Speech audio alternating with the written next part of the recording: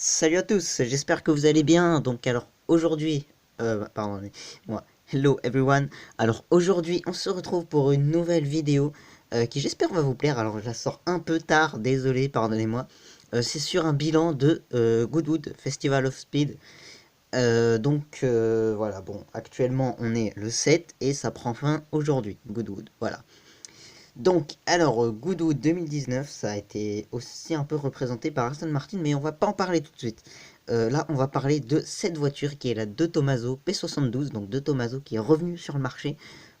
Comment, je ne sais pas, mais bon, voilà, en tout cas, ils sont revenus. Alors, vous allez dire, elle ressemble beaucoup à la Ferrari 330 P4, mais non, en fait, elle ressemble beaucoup à la De Tomaso P70, donc une ancienne De Tomaso. Voilà, donc c'est une sorte d'hommage à peu près, la P72, et franchement, elle est magnifique. Voilà. Même si elle ressemble beaucoup à la 330 P4, hein. Ah oui, aussi, pardonnez-moi, j'ai oublié de vous dire. Alors, restez bien abonnés vraiment pour les vacances. On a préparé quelque chose de ouf. Enfin, un truc bien, quoi. Je vais vous emmener dans pas mal d'endroits. Voilà, donc restez bien abonnés, c'est important. Voilà. Et ensuite, qu'est-ce que je voulais vous dire d'autre? Oui, bah voilà, c'est tout. Abonnez-vous bien, hein. N'oubliez pas de laisser le like et le commentaire sur la vidéo, hein, comme ça en même temps, voilà. Mais restez abonnés comme ça pour les vacances de août, vous verrez ce qui arrivera sur la chaîne et ça va être du lourd. Allez, on continue tout de suite avec une autre voiture. Donc alors, quand je vous parlais d'Aston Martin, voilà. Donc alors ici, nous avons les Vantage Heritage Edition, Vantage Heritage Racing. Ouais, Heritage Racing Edition. Voilà, donc ce sont des séries limitées de la Vantage. Alors rassurez-vous, rassurez-vous, non. Les modifications sont simplement esthétiques. Au niveau du moteur, il n'y a rien qui a changé. On a toujours le moteur de la Vantage. Donc voilà, alors série limitée qui sera produite chacune à 60 exemplaires. Euh, et oui, alors ça a été conçu pour deux raisons. Alors pour célébrer le 60e anniversaire de leur victoire aux 24 heures du Mans et le 70e anniversaire de leur première course par le département Q. Donc Q by Aston Martin. Oui, je sais, ça fait vulgaire quand on le dit.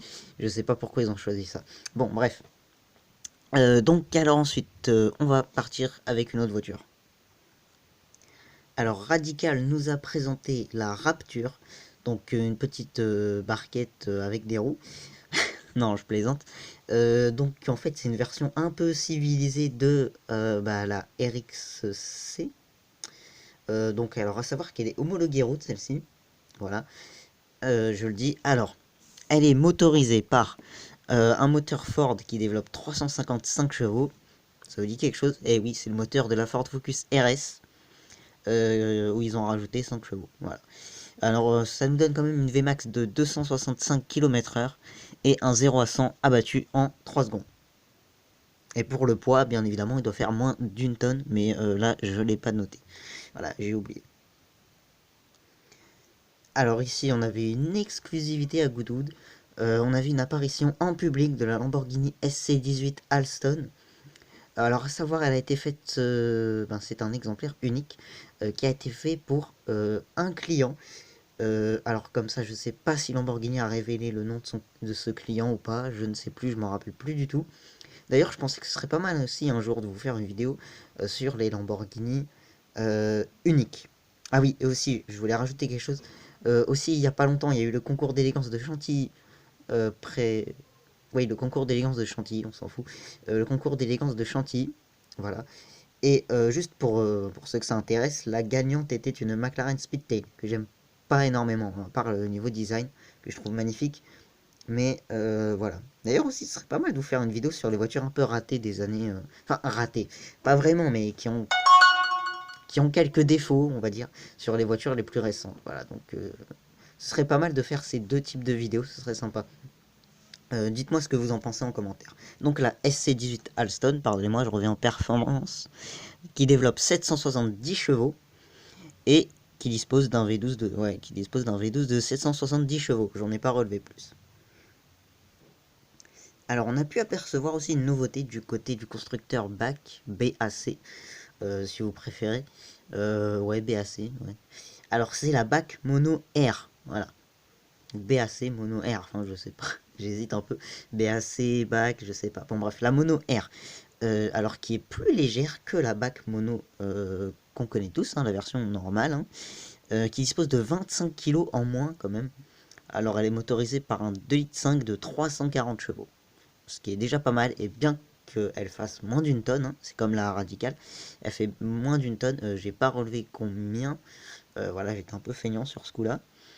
Mais ça doit nous donner des belles performances, vraiment. Puis les cheveux au vent et tout, c'est pas mal. À noter que c'est une monoplace, je le rappelle, il n'y a qu'une seule place. Alors aussi, il y avait Lexus qui était présent et qui nous a ramené un prototype de la Lexus LC Cabriolet. Mais pas juste un prototype comme ça, ils nous ont confirmé qu'elle allait bel et bien être produite. Eh bah c'est franchement cool. Bon, alors c'est juste ce qui me dérange quand même, hein, sur la Lexus LC, c'est qu'elle existe uniquement en motorisation hybride. Voilà, donc ça me dérange un peu. Moi, j'aime pas l'hybride personnellement. Je préfère l'électrique, hein, au prix que ça coûte. Voilà, mais bon, après chacun son point de vue. C'est vrai que l'hybride aussi, ça peut être avantageux, tout comme l'électrique. Voilà, tout comme l'électrique ne peut pas l'être, tout comme l'hybride ne peut pas l'être. Bref, c'est un peu un bazar au niveau, à ce niveau-là. Enfin bref, en tout cas une voiture reste une voiture, hein, peu importe la motorisation. Donc la Lexus LC Cabriolet, donc Lexus nous la confirme, c'est parfait.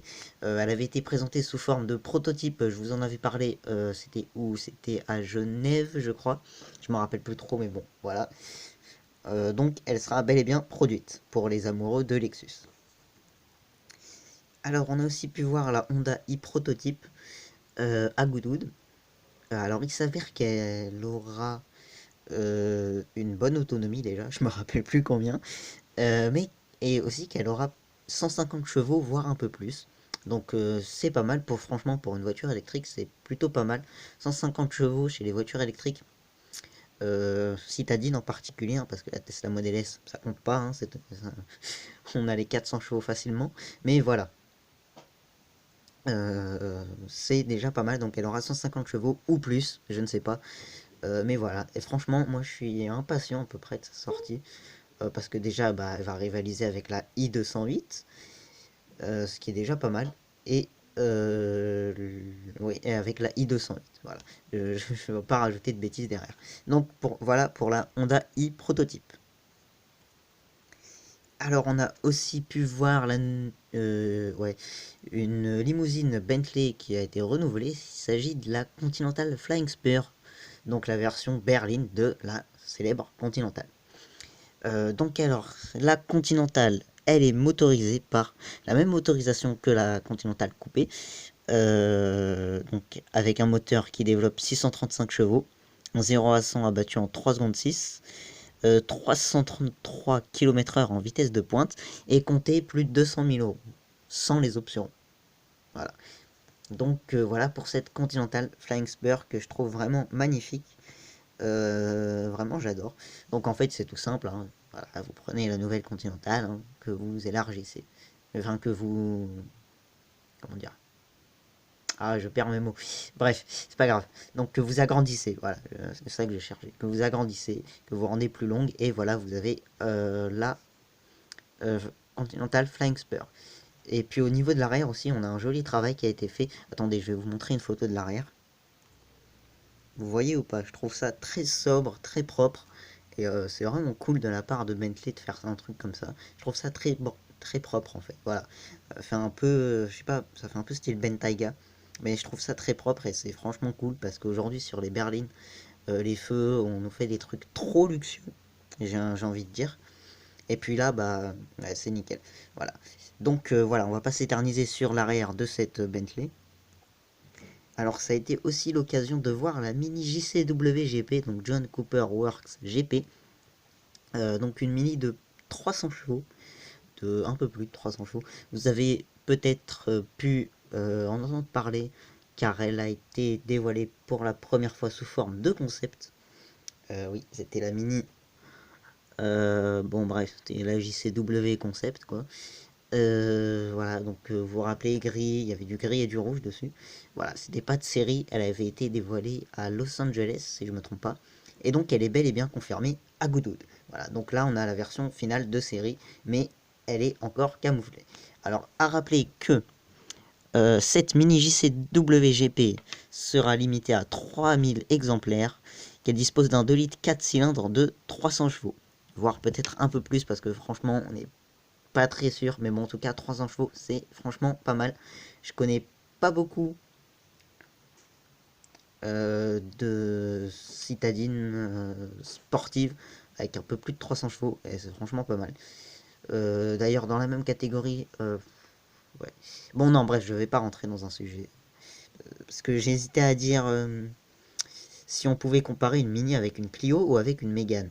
Je me suis dit au niveau gabarit, mais je pense plus que c'est avec une Clio. Enfin, je sais pas. Enfin bref, c'est pas grave. Donc alors, à Goudoud aussi, on avait Alfa Romeo qui était présent, avec deux nouveautés. La Giulia et le Stelvio, mais pas dans n'importe quelle version. Ici, dans la version Racing Edition. Alors, c'est qu'est-ce qui change?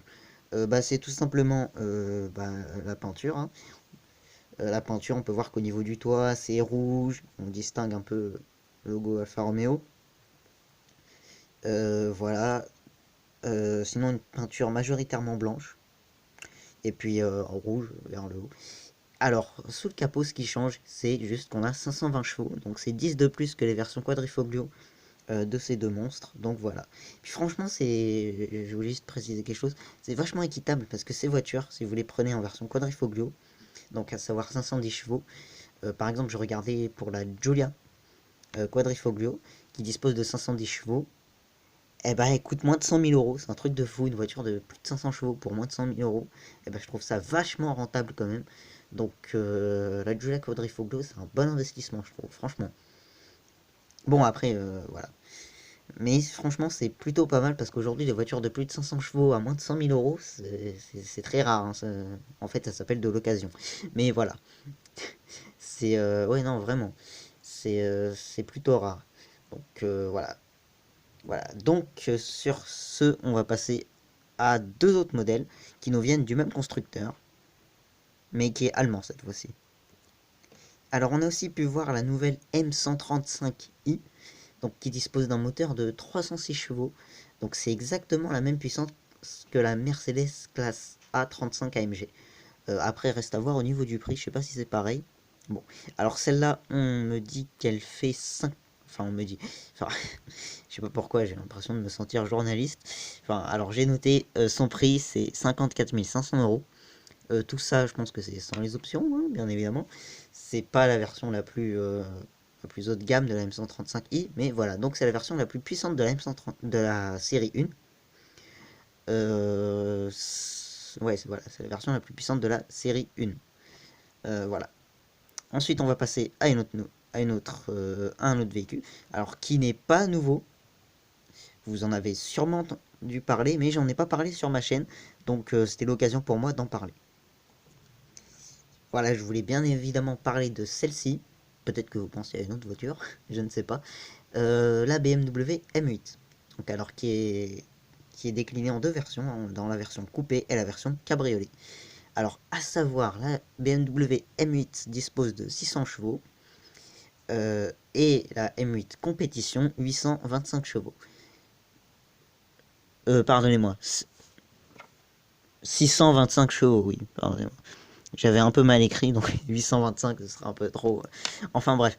Non, donc 625 chevaux pour la version compétition et 600 chevaux pour la version M8 simple. Voilà. Donc alors ce moteur, c'est un 4 qui existait déjà sur la BMW M5. Donc voilà, vous vous rendez compte.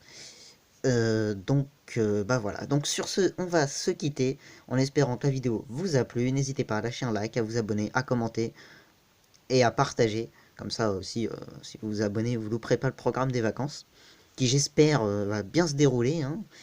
Et donc, bah voilà. Donc sur ce, moi je vous souhaite une excellente semaine et on se retrouvera pour une prochaine vidéo. Allez, salut!